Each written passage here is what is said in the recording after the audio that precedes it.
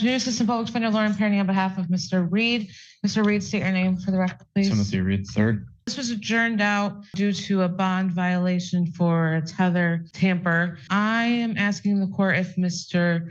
Reed can plead no contest to that for potential criminal and civil liability. I'm not going to have no problem. I will not have a problem with a no contest plea to the violation, although I have some concerns that there is not an admission as to what he may have done in this particular case, because initially I was receiving information that he had not cut the strap, but I'll tell you, Mr. Reed, I think is ready for that. My advice to him is a no contest plea because of this, the liability. He was informed when the tether was placed that if he tampers with it, he can be charged. I know Your Honor have seen people be charged. So that's my concern right now, is with the potential of that. okay, that I understand what your concern may be. I'm just telling you how I'm going to be viewing that, because as I look at the pictures, it's clear to me it's cut. It's also clear to me that explanation of it being,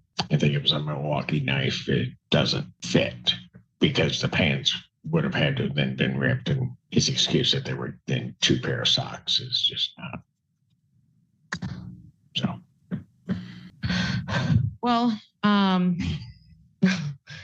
given that, I'll accept his no contest plea to the violation. I'm not saying that I won't. Yeah. Would Your Honor give me a chance to speak with him in holding, and he can decide what he wants to do given what the court has said? I think because we have to wait, because we got one Spanish at the end anyway. Okay, yeah, I'll take it back. Okay. Good afternoon, Assistant Public Defender Lauren Penny on behalf of Mr. Reed, who is approaching. State your name for the record, please, Mr. Reed. Timothy Reed III. Right. Your Honor. Yes. Excuse me. Thank you for the opportunity to speak with Mr. Reed in holding. I have explained all of his options, and I think he wants to move forward and admit to the violation today. Is that correct, sir? Yes, sir. You did not, and the violation would be that the tether was cut. Correct. Yes, sir. All right, and you admit to that. Yes, sir. Anything you want to say before I sentence him on this? I'm going to let him speak on his own behalf. After our hearings prior to the holiday, he did call me and kind of give me the lowdown on everything. I think he's incredibly remorseful for not being completely frank with myself and Your Honor. He's been in custody for 2 weeks now. He knows he needs to be better, is dedicating himself to doing that moving forward. He really does want to get out of custody and get back to work to support his children. He said this is the longest amount of time he's been away from his children, and that's been one of the hardest things that he's had to experience during this whole ordeal. But I think the time that he's had to think has really put things into perspective. So I'm going to turn it over to Mr. Reed, because I think hearing from him directly will emphasize that. Go ahead. So yes, I did intentionally cut the tether, but once I did it, something snapped in my head, and I realized I was like, what am I doing? Like, I know this is wrong, and I immediately got a hold of the emergency tether line. I called them, told them, what happened, and they had me send. Well, you gave a version of what happened. Yeah, the version, instead of telling the truth, which I definitely need to do point blank, because when you don't tell the truth, it just makes things worse. I did send pictures in. I still went to community corrections the next morning to get a new tether, and still showed up to court. I've definitely had a lot of time to reflect on what I've done these last 2 weeks. It really hit me hard Thanksgiving morning when I woke up and realized that I wasn't gonna be able to see my kids for the holiday. And then I called my sister to ask if the kids were gonna be at my family's Thanksgiving. All right, everyone, buckle up, because this case is straight up wild. We're looking at a defendant, Mr. Reed, who allegedly cut off his court-ordered ankle monitor, and the excuses he comes up with are so bizarre, you'll swear you're watching a cartoon. First, it's a knife, then some socks, and finally, wait for it, superglue. That's right, superglue. Judge Simpson, a no-nonsense figure in the courtroom, is having absolutely none of it. But the drama doesn't stop there.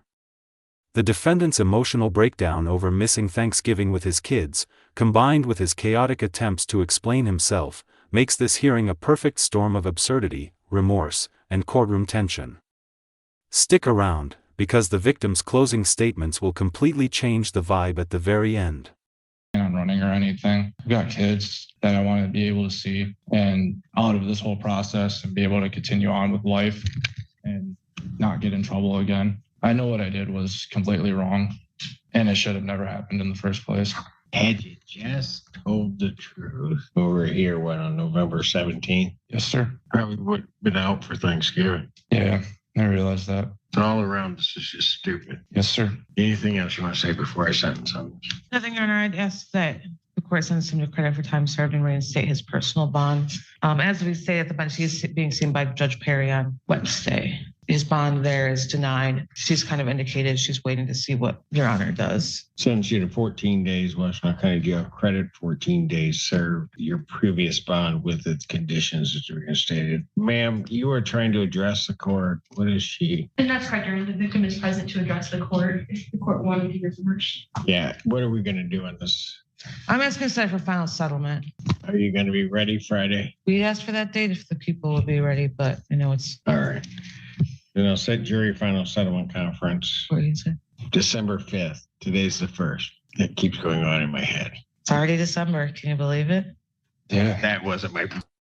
Here's the legal setup. Mr. Reed is facing a bond violation for tampering with his tether, and his public defender, Lauren Perry, is trying to negotiate a no-contest plea.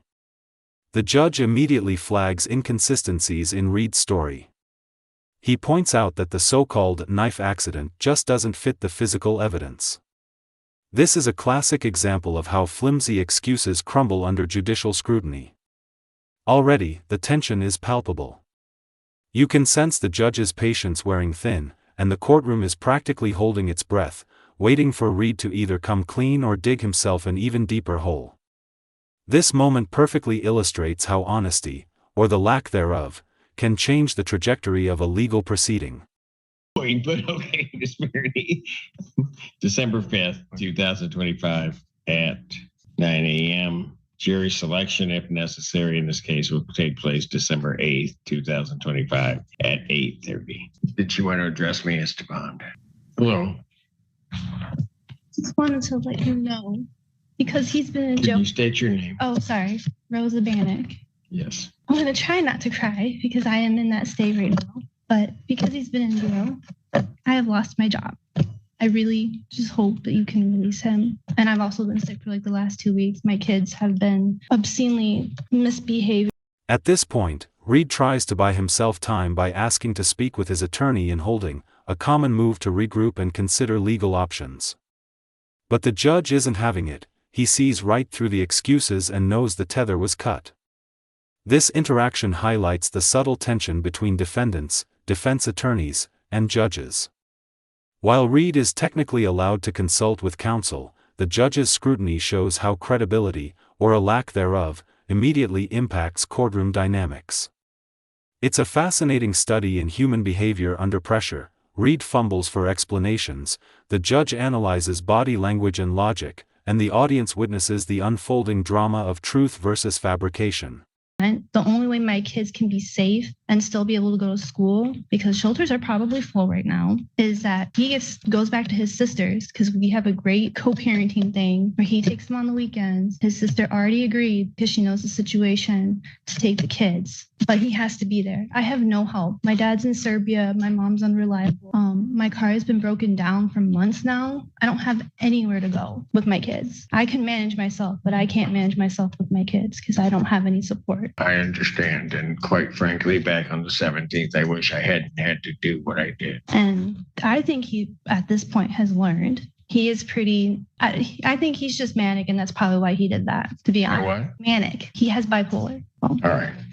Okay. I'm being Thank you. serious. Well, he's going to get out. Okay. Okay. Can it be before Friday? He's getting out of jail? Yeah. Well, I was going to let him go today. Oh, You want me to keep him till Friday? no. You got something No, to do? no. I ended up getting a new job. It's only part-time, but I work Friday, and they don't go to school on Fridays. I sentenced him to 14 days, credit 14 served, Okay. stated his previous bond conditions. Thank you. All right. I really He will appreciate be it. out as of today at whatever point the jail releases him. Okay. Okay. I really appreciate it. I'm serious. Now we get a human side to the story. Reed opens up about missing Thanksgiving with his children. It's clear this weighs heavily on him. he describes the emotional pain of realizing his actions directly prevented him from spending time with family. This moment is where the courtroom drama intersects with real-life consequences. Even though the legal violation is serious, the audience can relate to the regret and self-reflection. It's a rare glimpse at vulnerability in a high-stakes environment. Watching someone recognize the impact of their choices, especially on loved ones, adds a layer of complexity to the narrative, making Reed more